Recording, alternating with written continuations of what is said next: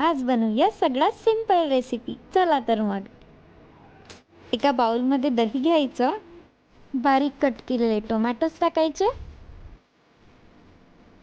बारीक कट केलेले कांदे टाकायचे,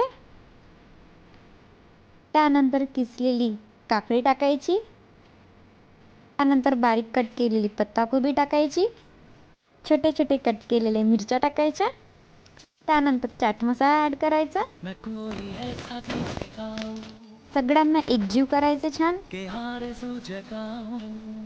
त्यानंतर ऑर्गॅनो ॲड करायचं, सगळ्यांना एकजीव करायचं.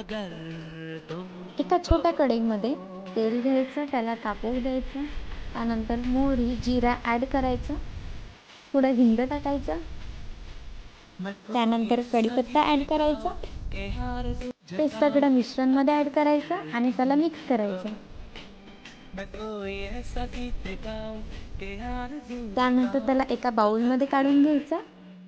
झाले तर मग आपली सिंपल आणि टेस्टी कोशिंबीर रेडी.